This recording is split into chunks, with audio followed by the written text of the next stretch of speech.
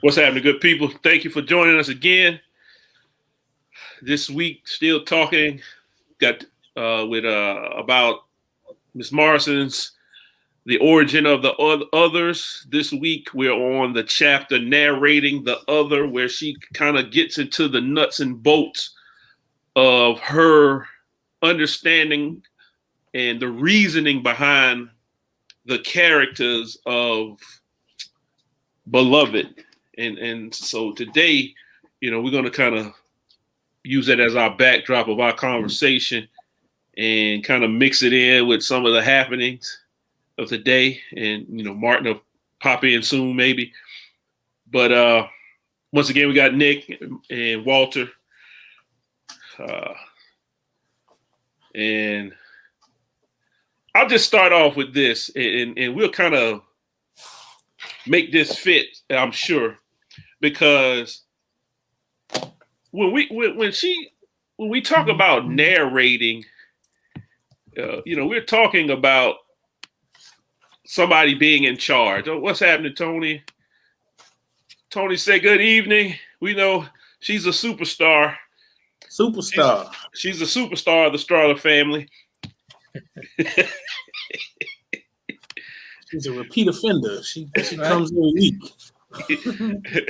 but when we talk about narrating, we're talking about someone's in control. I would imagine. Mm. So if Miss Morrison is talking about how she was controlling the narrative of Setha and Beloved, or Beloved, our old folks say Beloved. Beloved. She's talking about how she writes that she's using her imagination to talk about Margaret Garner. I did say her name right. It was Margaret Garner. Gardner. She was talking about Margaret Gardner, but she puts her imagination to it and making it to this imaginative character, which really happened through a lot of the slave narratives. So when she's writing that, I wonder what you all think of using that whole frame of reference of narrating when we heard the verdict of Derek Chauvin, and how does that play into this kind of this narrating piece that Miss Morrison is writing? If that fits into when you read it or how you read it. Because I know we all have some strong feelings about it one way or another.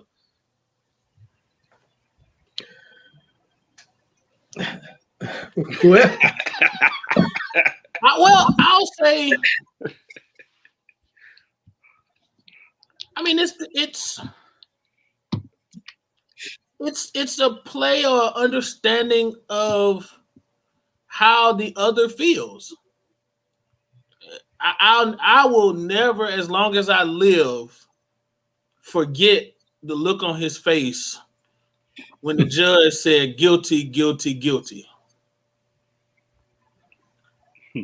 And so often, as we sat as people of color or people who they try to subscribe as the other, holding our breath, waiting what seemed like an eternity for some results that should have been commonplace.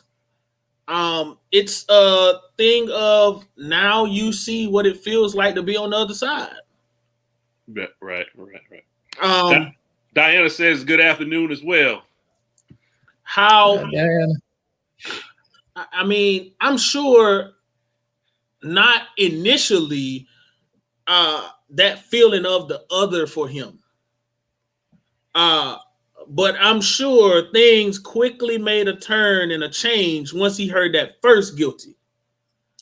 And so it's that imaginative thing that immediately you went on the other side to see what it felt like or what it feels like, not felt, because you're going to feel what it feels like to be the other in a sense, even though it's not going to be the same, because you still going to get some royal treatment, some protection, and all these other things.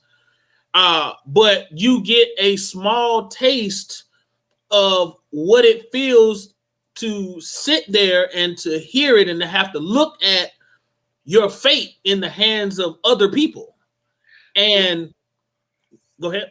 No, I wanted to challenge you on one thing, because you said imaginative. Now, when you said that, are you speaking in the terms of reading Ms. Morrison, or are you saying Chauvin now has to imagine? No. Ain't no imagination for him. That's why I'm asking, because you it's use that reality, term. but I'm tying Miss Morrison in her creativity with what she's painting for us through Beloved and in the Origin of Other to Chauvin's reality. Right. And so, you know, that you see, I mean, just his face did so much for me.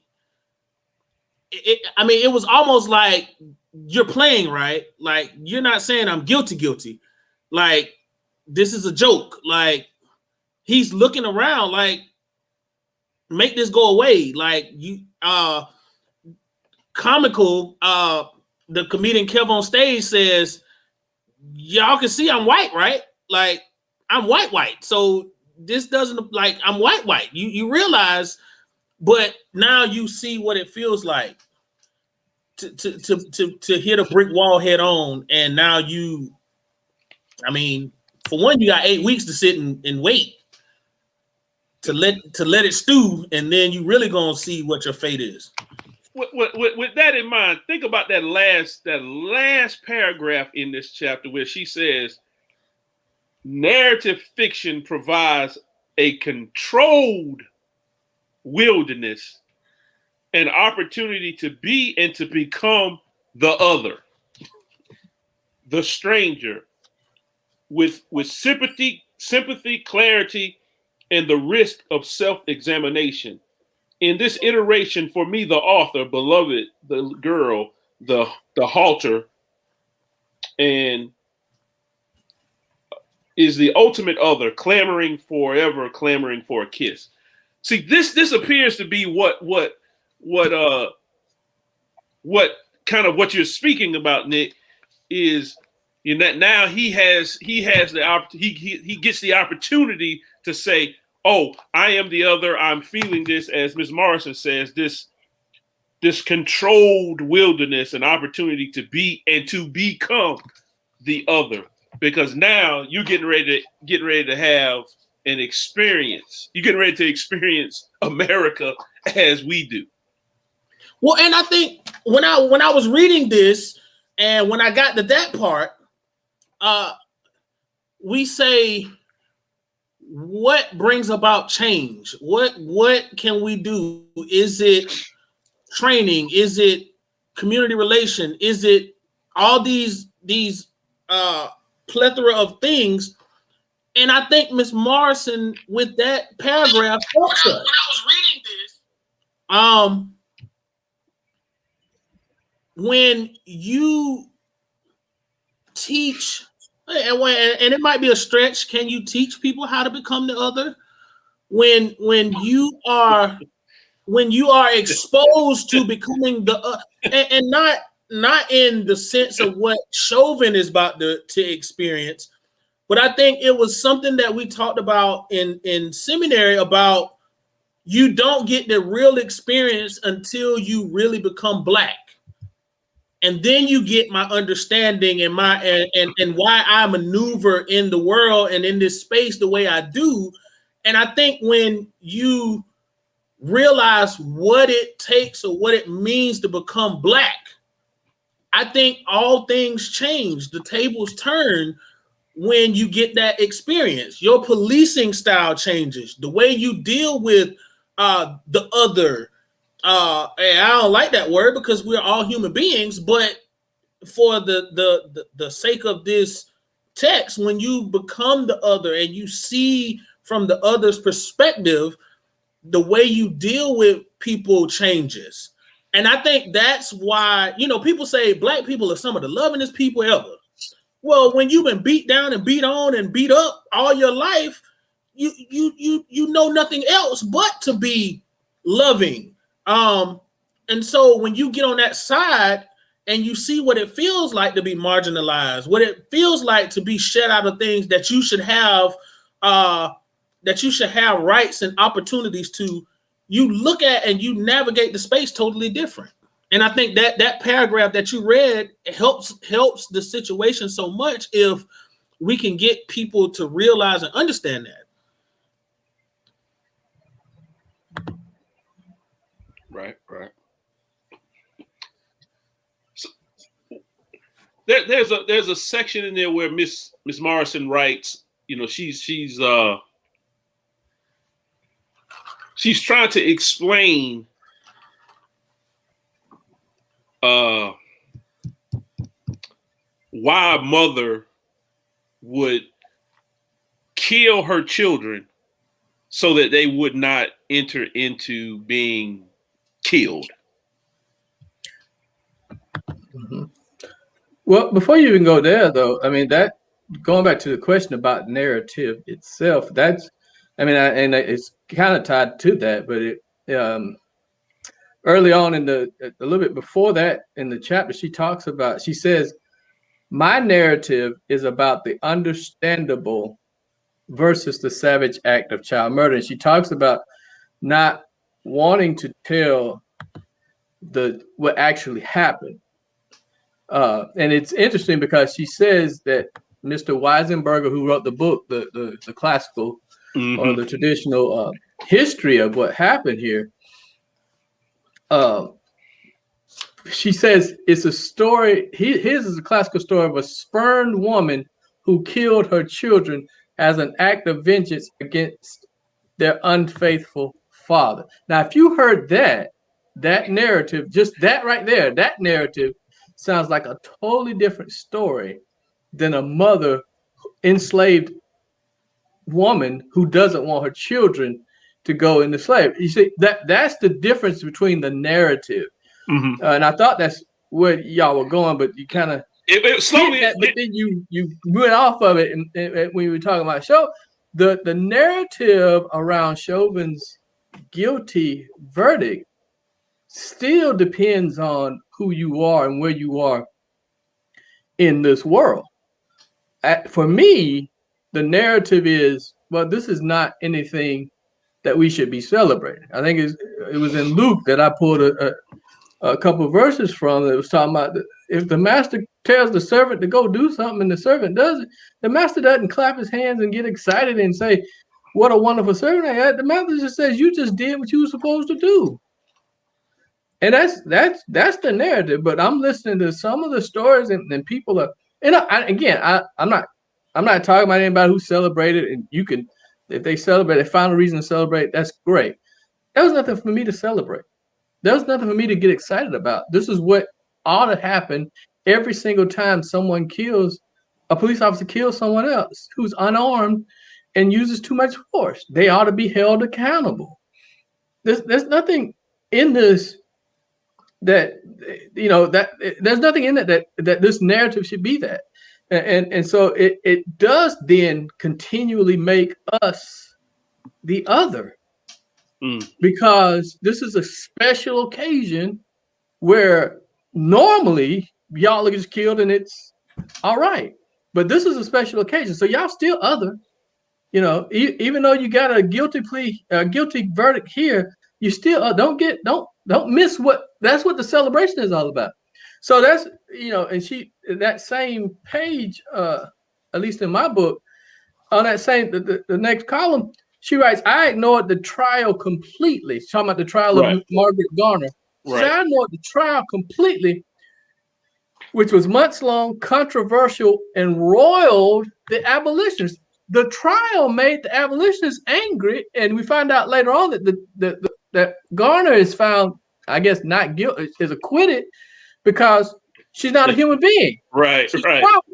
But now get the abolitionists are angry. The narrative for them is if she's found guilty, then we can get rid of the Fugitive Slave Act.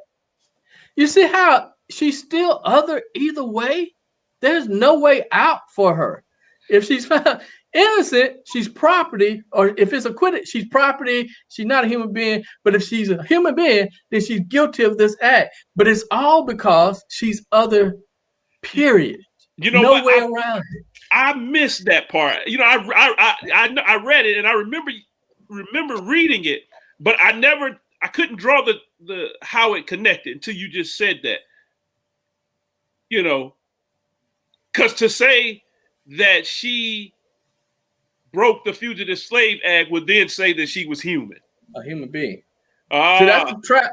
That's the trap that's again. I talked about the trap that the so-called slave master had. If we're intelligent human beings who are able to slow down, work, or think of plans to escape and run away, if we're that intelligent, then the whole idea of us being too non-intelligent and therefore suitable for slavery just falls apart. God dang. So they've got to keep it where the whole narrative has to be such that this nonsense makes sense. Well, go ahead. No, I was going to say real quickly. Just talking about narrative. I listen to Fox News every now and again just to. Why you gotta steal my point, man? Whatever, huh? Why you gotta steal my point, man? I was just about to say that, but go ahead. Well, go ahead. Go ahead. I'm gonna say when I listened to him for just a few minutes, the guy that was talking was saying how if we really wanted this to be a fair trial, the jury would have deliberated longer. Things would have they would have really considered, and so this feels like this is a narrative now from Fox News. This feels like the jury has been intimidated into providing this verdict. So that's that. And now, if that's all you listen to, if that's the narrative that you're hearing, then yeah, it's all other. This still isn't justice. It still isn't even accountability. The narrative now is these jurors knew when they got crushed and they got into it and they started talking with each other. They said, "Well, we better say guilty because otherwise the country's gonna go up in flames again." So the narrative is like you started off, Brian. The narrative is about power. That's what it is. Wow. Yeah, Diana said, and this is to the point of the fugitive. What's your point about the Fugitive Slave Act? She said, "Damn." Well, and I mean, we see it played out time and time again. Anytime any person of color versus any person of European persuasion, you put them side by side, and you look at the way mainstream media paints the narratives. And that's very important, and a lot of people miss it. Like you said, Walter, if that's all you see is one narrative versus the other, or we can get into that debate again versus truth versus narrative. But we as a people of color are always painted in a negative narrative. It's always trying. Well, depending on what coverage or where you get your coverage, so to say. But it's that thing of, well, all of the negative things you've done, Walter. If you do something, or if you are found doing something, we're gonna find all of the negative things to paint your narrative to be this monster, this evil person, this person who didn't deserve to live, this person who was on drugs, this person who had health abnormalities, versus this person who, well, he was kicking and the crowd was being obnoxious and he couldn't pay attention to the health of the person he subdued because they were distracting his attention. And so it's all based upon what narrative is being painted, and it should be, like you said, it should be the norm. It should not be a wow moment. Like, I can't believe this happened. I saw a video and it bothered me so bad to see Jesse Jackson standing crying in disbelief that, and it's not a celebratory thing. It's I can't believe, because over and over and over and over again, we've been short-sighted and we've been slighted and we've been not given what should be the norm. And we know it, if the narrative and the roles were reversed, it would be no question. But I want us to pay close attention that we don't misconstrue these words here, because we keep saying narrative, but she says narrating the other. Right. She's talking about, like, how do we guide and then kind of, I want to say persuade, but how is the power of one person making the other person powerless? Well, going back to beloved, you got me saying. Going back to what Sister Morrison writes, that what I got, maybe I can find it. Yeah, disremembering and accounting for, she can be lost because no one is looking for her, and even if they were, how can they call her if they don't know her name? Those children that the mother killed are forgotten. That nobody wants to remember that story. That's the other, and that's the narrating that you're talking about. And then when I say narrative, I'm just talking about the end result of the narrating, because what they are doing, what has happened, and this gets to the point of this whole idea of us, instead of expecting certain outcomes, we celebrate certain outcomes, because we have disremembered. We have become the beloved. We have become the one who is not remembered. And so when she's talking about narrating the other, she's bringing the other back into the story. She's telling the story of the other. That's why the story is told from the perspective of the dead child, the child that was killed. So she's saying, not only have they've narrated the other out of the story. So now that they can bring in this whole totally, that's what I'm talking. That the nonsense makes sense, because the true story, as Nick would say, the true story has been taken out, has been narrated out. The other that is no longer there. So now we can fill that in with that Margaret Garner, and she's this piece of property and not a human being. Well, I think when I think about that, I think about how fast the narrating tried to paint the brother in the Summit to be a sexual assaulter. It immediately, this narration comes out.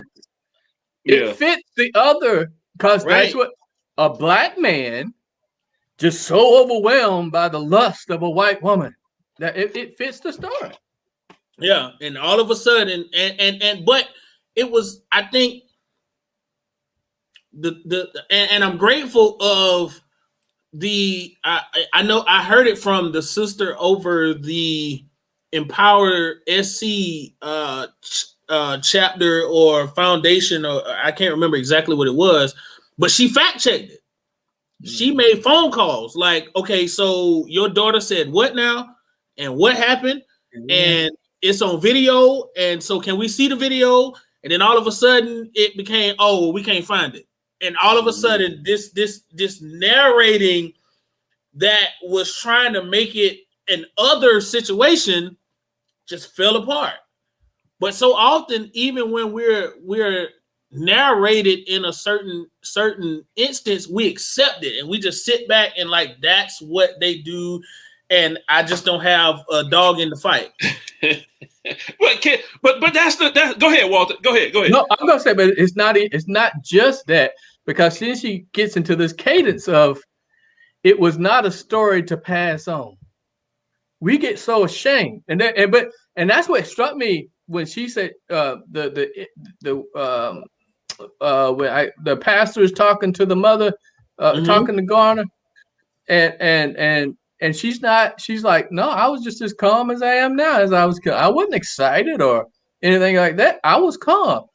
But that is the narrative, narrating that causes us to be ashamed. We begin to believe that the othering, and it becomes a story not worth passing on. Not just that we say, oh, that's what they expect. So we contribute because we don't even want to tell our story ourselves for fear of how we'll look to other folks. But this mother was like, this makes absolute sense to me that I would kill my children all at once instead of letting them die piecemeal, piece by piece. Yep. Yeah.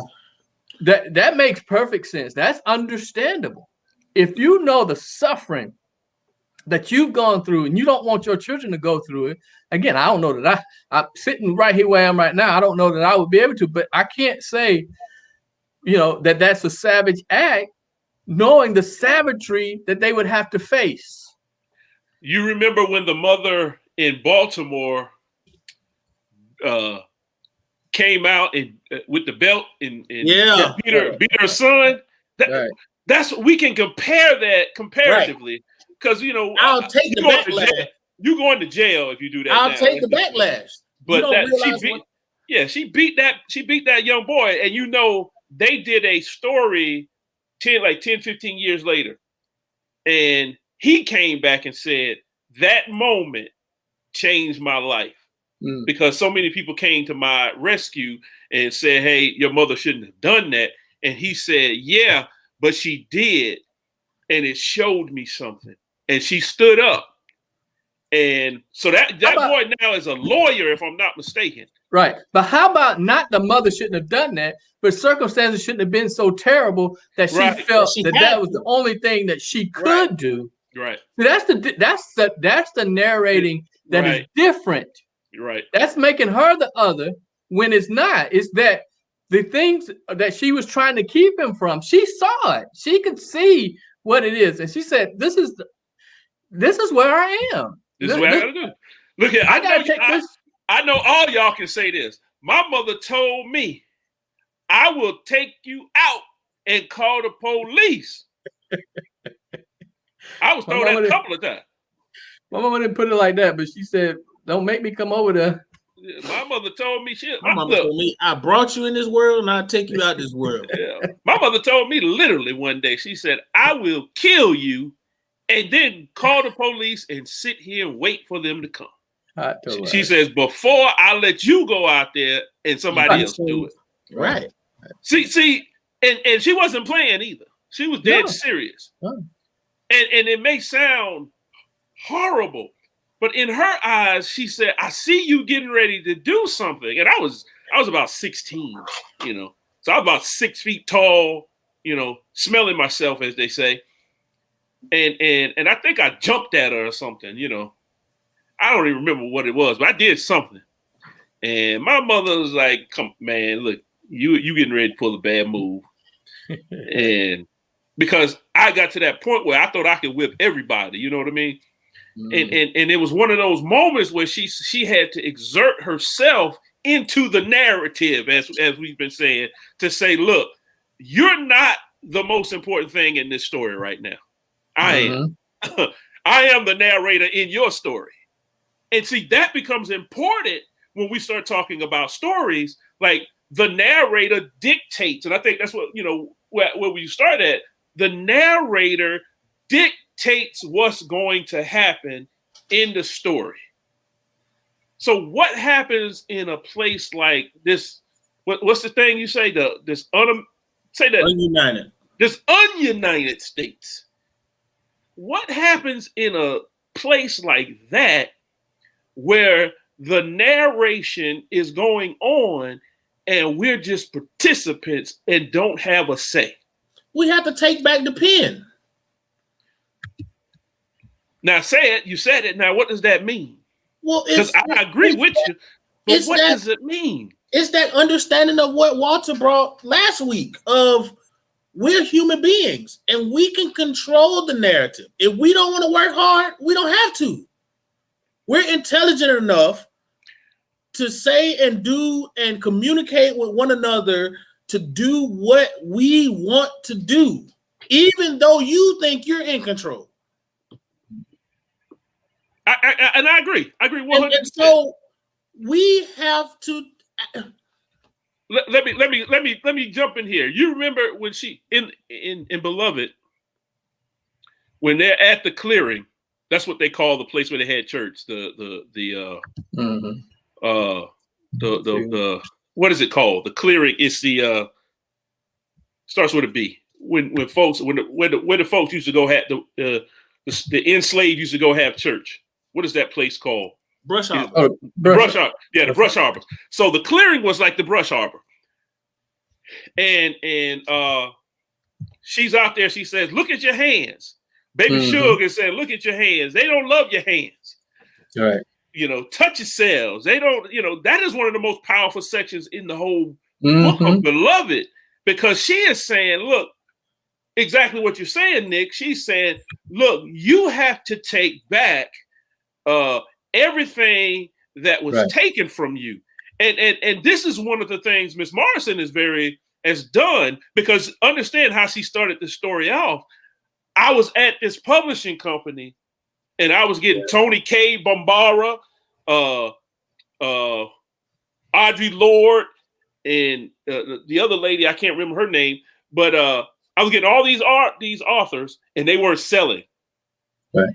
Then now they're selling because people are seeing how much their wisdom and their intellect is to the story. But then they weren't selling. But she said, "So let me add something. Let me see why." Pretty much that's what she was doing. Let me see why. Because I'm going to tell you, I'm going to show you that they can sell. And she went and wrote the Black Book and blew the charts off the thing. But then when she starts writing her fiction, I mean, Miss Morrison died worth like $50 to $100 million. So you can't say people weren't buying her books. This is part of the narration, because they were saying, "Why do you always have to write about Black characters?" And Ms. Morrison was like, "You don't ask white writers why they have to write about white characters." It's almost like, why is there this intentionality about Blackness? As if Blackness doesn't sell, but yet we want your culture. We just don't want all the issues and problems that come with it. You know what I mean? I struggle with this thought, and it might be a stretch. But I think one of the errors in the way of the African American community is when we started to migrate to the suburbs.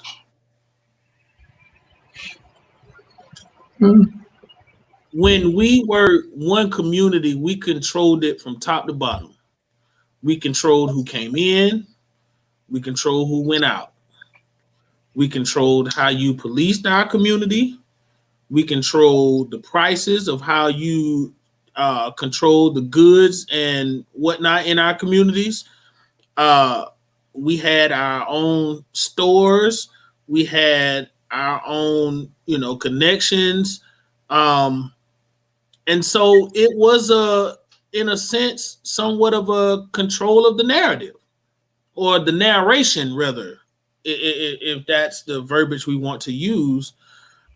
We controlled, even though we were not given the most up-to-date resources, we controlled the education of our children.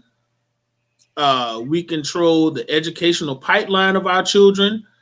And I think, I'm on the younger end of the spectrum, but I just see so much greatness from our African American brothers and sisters on how with less, we in a sense did more in writing our story before we tried to go and be what I think what we talked about in Souls of Black Folks, this American dream.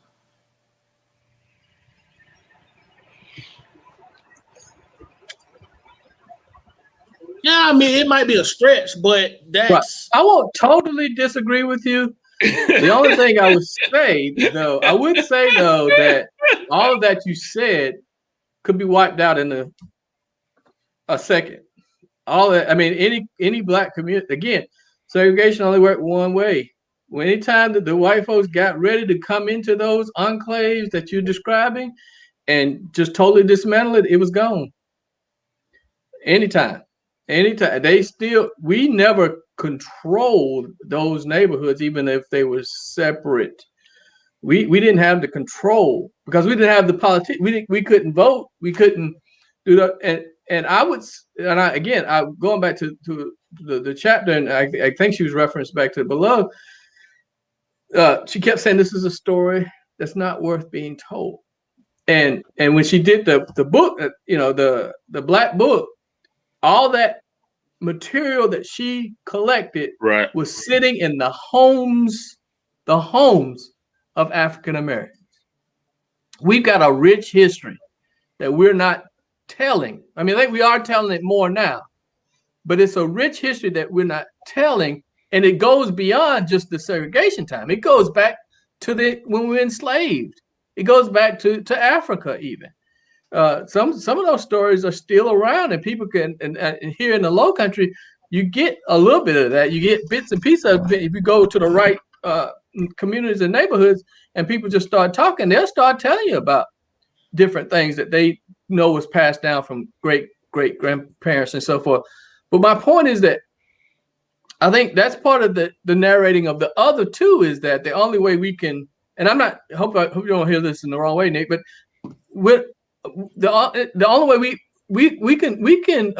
we have thrived, not just survived, but thrived in the mixed community, in mixed population. Even as the enslaved person, we have thrived. We have innovated and just blown the top off stuff so that those who are in control their narrating has to be so creative. It has to be so beyond the bounds of even I love that line that you brought up.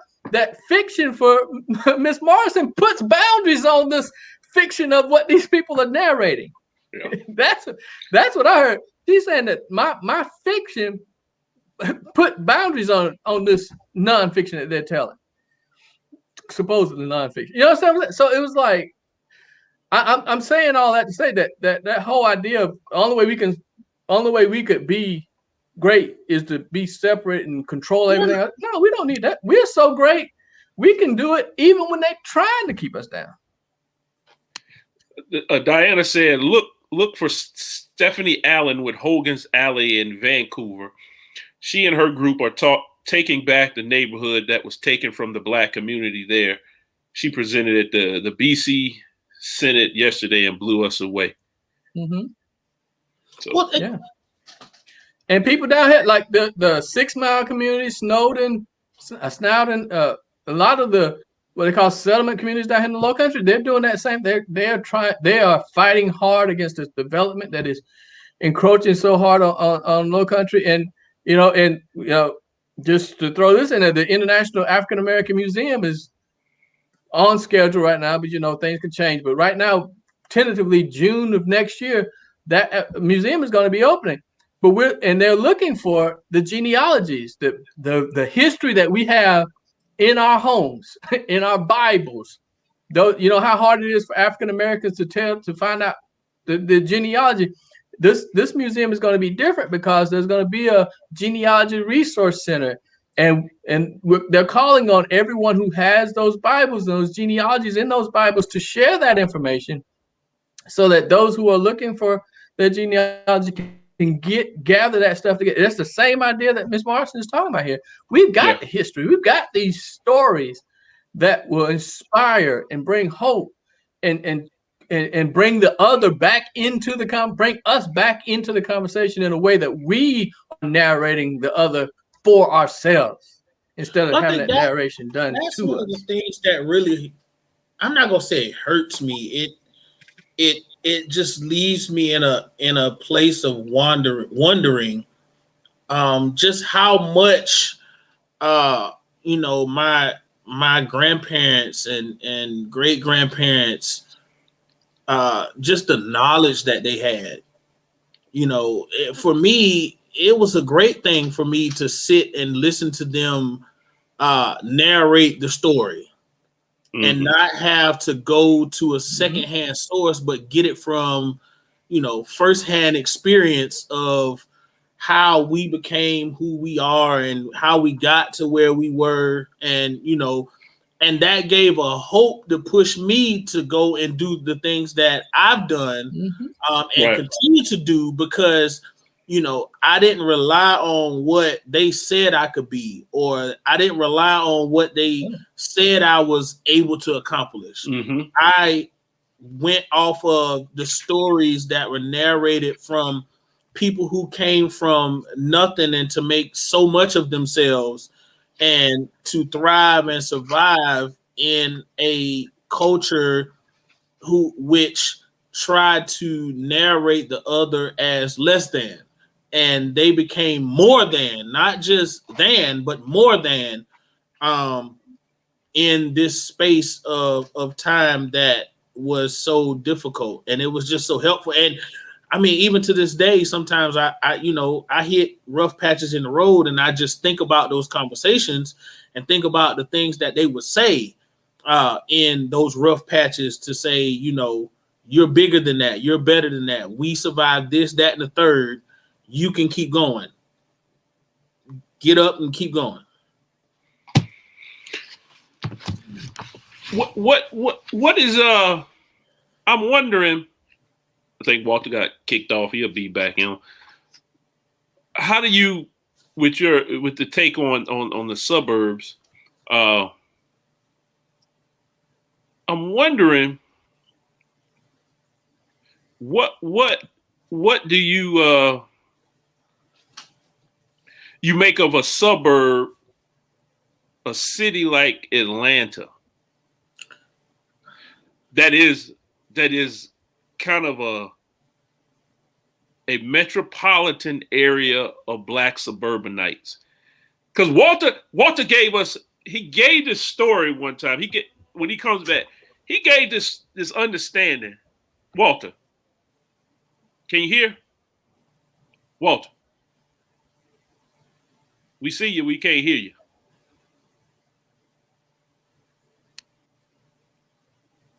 Yeah, I can hear now. Yeah, hey, tell this story. Remind us. I was asking Nick. You can't hear? Can you hear? Yeah, it's unstable. Yeah, that's what happens with you sometimes. He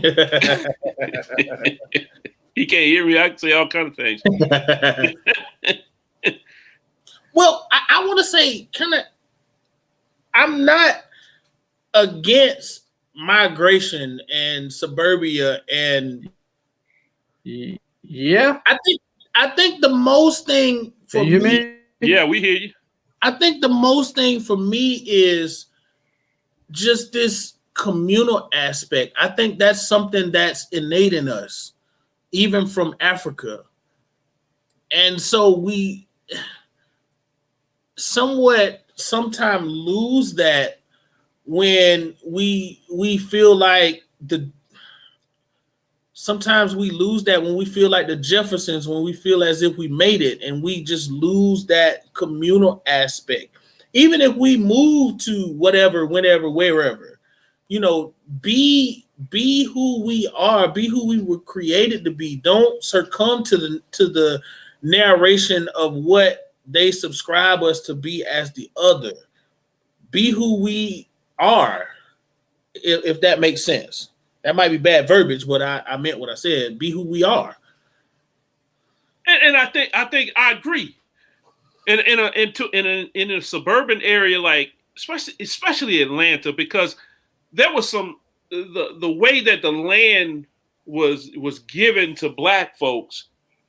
it gave Black folks the opportunity to build wealth in Atlanta, particularly because Black folks were allotted land from the government, and you see how that wealth built it, kind of built Black wealth in the Atlanta area.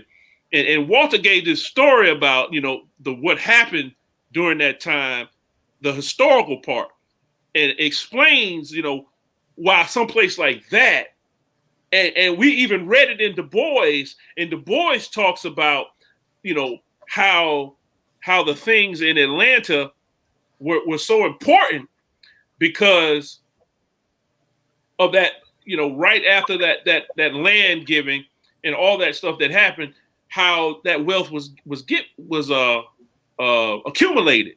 Right. You tell that historical information, Walter, about how Black folks in Atlanta were giving land. You're not going to tell it, or you can't hear us? I don't think he can hear. I think he froze up again. Oh, there you go. But I think that speaks to someplace, even like, most of our major cities are Black folks. Now, that's not suburban area, but there some places like Queens, parts of Queens in New York. Those are suburban areas. Once you get outside of like the projects, Jamaica, Queens, not Flatbush, where Run DMC is from, Hollis, Queens, and LL Cool J and Tribe Called Quest. That's like a suburban area. I think your point is well made. I think it makes sense. Well, I think it begs us to wrestle with it. I'll say it like that. Right. Even for us, I think about. I've said it. It changes the narrative. When you talk about that mother in Baltimore, I think about. I call it the African triangle, to where the home, the church, and the school all played a part in the makeup of the Black community. Mm. And all those intricate parts were of equal importance. And you didn't get something one place that you didn't get in the other. Right. And that's what I think about and I think about that with Miss Morrison, when I am 100% guaranteed that had to be a difficult decision to make. But when you have experience in a situation, as a parent, you will live with the decision to say, I refuse to let any seed of mine experience what I'm experiencing slowly and piecemeal, as she says. Yeah. And God forbid, have to experience seeing each other being picked apart. That is a fear as a parent, I'm sure. I'm not a parent, but I believe that would be something that you would succumb to and be at somewhat fine with that decision that you make. Or fine is a That's strong relative. word. Yeah, it's a strong word, but you will learn to. I don't even know if you learn. You kind of deal with it because you don't want to see your children go through that particular pain. And she talks about this I think it's on a YouTube clip. She talks about writing that particular piece, if I'm not mistaken, and how much tension she had with writing it and how hard it was. And then when you see it in the movie, it actually takes on another life because you get to see this type of trauma, this type of pain that Black folks, and particularly this mother, is going through so that her children, Setha is going through so that her children will not have to endure this. Well, I want to propose this to the conversation. Propose it. Since we're in a strange fruit time, a weird time, so to say. I don't want to put words or thoughts, but I can imagine the mother or the parents of Dante Wright or Tamir Rice to say, I would rather take my child out before I allow the system to execute my child. Yeah, I'm gonna let you just say that because I won't put those words in their mouth. No, I don't want to. I don't. But that just this thought of just this narration type thing, this narrative, this narration. There has to be, and I mean, I can't fathom. You know, it's one of those things you'll never know until you get in that situation. Yeah, that's what. I can't imagine how to wrap your mind and to live for, or it's almost like this saying a conversation of, you know, a parent burying a child, just period. You know, I would rather it be me. Oh yeah, now that I would agree. To have to see my child go through, or to have to, you know, do this for my child. It's one of these things, and I think I was talking with Walter one day yesterday, and we had this conversation about protection, and I said, look, I don't ever want to do anybody harm at all. I said, but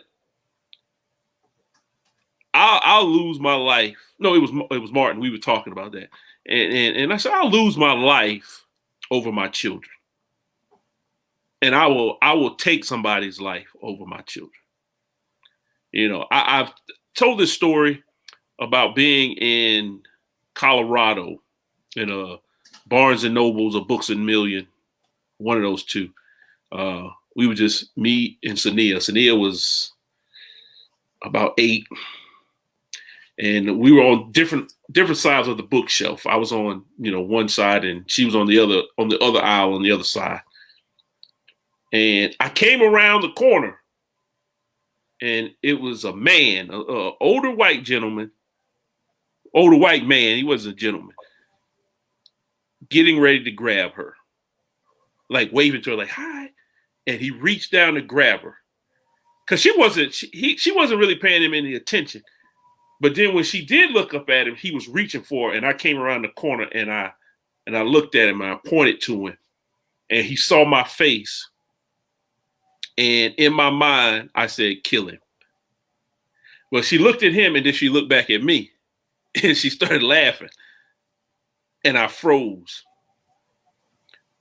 And I instantly went to a smile because I didn't want her to see that type of anger on my face, because I understand that if your child sees you like that, they don't ever forget that face. So I instantly changed it. And I said, let's go. And I went walking toward the man, and he took off running. But I was getting ready to kill that man because, and I would have suffered the consequences and wouldn't have cared. And that is the only thing I can say that resembles anything close to what Setha does to protect her children. I felt that pain. I felt that I'm going to kill this man. And I remember telling Vanessa, I said, if Sania had turned her head for a brief second, or she had walked away, I would have beat the snot out that man. I would have killed him right there, without a shadow of a doubt. You know. So it's a lot of things that happens in this kind of this narration that you're talking about, but you know, the way that Miss Morrison writes this is with such care and such imagination. And she even says it that, there's a way that she does it that kind of pushes the envelope to get people to even deal with Black humanity, to deal with their own trauma, and most of all, to deal with racism. So there's a lot that she was kind of bringing to bear in those moments, because that book, Beloved, is an all-time classic, one of the best books ever written. I mean, it's hard to read, but it's still a great text.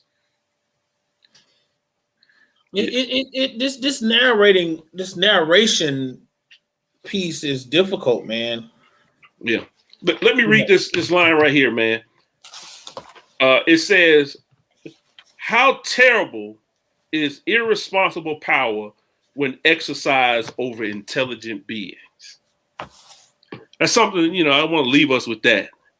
How terrible is irresponsible power when exercised over intelligent beings? I mean, it's interesting you say that.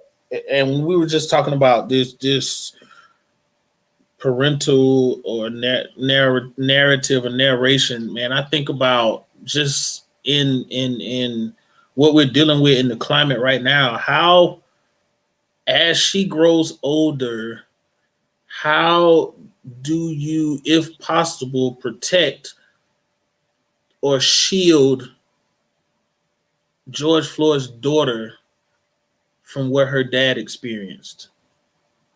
I don't know if you can shield them, but you prepare. I think there's a level of honesty you must be, and that's with your wives, with your sons, with your daughters, with your friends, your cousins. As we talk amongst each other, we always prepare each other for the harsh realities of truth. And sometimes that's easy, sometimes that's hard. I don't think we can shy away from it. And I think, like we talked about earlier, that's what Miss Morrison was doing when she says, I work for this company and they weren't publishing any Black authors. And so I tried to bring as many as possible into the fold. And so to bring them into the conversation and then let them tell their truth. And so when we get together, we tell our truth. That prepares them, because everybody is, bringing something to the table, as the Congolese say, bringing something to the Mbongi, and saying, hey, we have this opportunity to share within this particular area, so that then everybody can then take that information and knowledge back out into the real world and use it as best they can.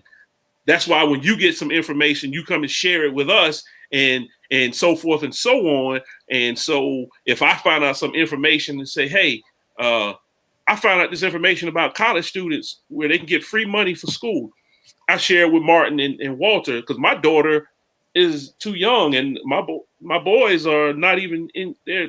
They're not thinking about college. So I share it with them because they have children who are in college. Because that's what we do. We share information to help and protect each other. If I know you're going through something, and I know, it may be a bad time for you, just as a friend, as a brother, I need to reach out to you and say, hey, Nick, think about this, think through this. And that's how we shield each other. We constantly checking up, holding each other accountable. Because accountability stops that white boy from putting his knee on George Floyd's neck to begin with.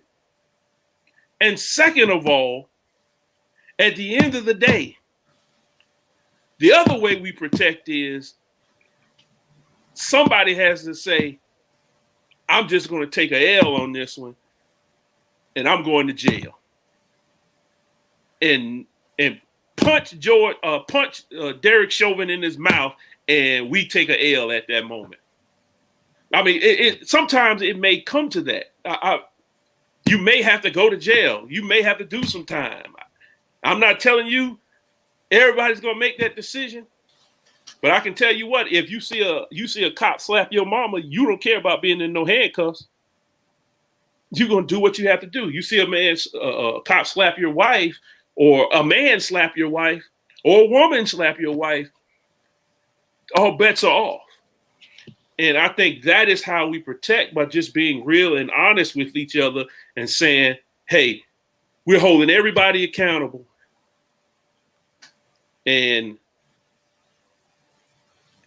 helping us in any way we can. Yeah, that's how, I think that's what you speak of, is that irresponsible power. And because I read that on your, I read it and then I read it on your thing today, and I was like, yeah. I mean, that's what it is. Because it's, everybody was talking, celebrating Floyd, the verdict, but it was actually, okay, that's accountability. We're holding this man accountable for his actions. And oftentimes cops are not being held accountable. Hey, some things sometimes is going to go awry. I mean, you had a job where you really can't make mistakes, but sometimes they're going to happen. That wasn't a mistake. But Right. There's sometimes things are going to happen that are mistakes, but own up to it. And that is where the problem comes. Police officers hadn't owned up to their mistakes, and now everything you do is scrutinized, and you need to be held accountable for it because you have never been held accountable for it. But when I read that, her words are just, she's a wordsmith. Oh, she's the greatest writer. One of the greatest writers we'll ever read. Irresponsible power, intelligent beings. That is, you can't put it no better. Yeah, I mean, she's marvelous, man. She's marvelous. Well, we have one more chapter in this little tiny text. It's been a great read. The next one is The Foreigner's Home, and we'll be through with this text. And if you're following us, we'll be reading Dark Water, The Voices from Within the Veil by W.E.B. Du Bois. So Walter had some technical difficulties, and Martin got caught up doing some other things. So next week, we look forward to seeing you. Thank you for being here this week. And as always, remember to survive, cultivate joy, and resist and stay dope. We'll see you next week. Oh, double, Jack. Peace.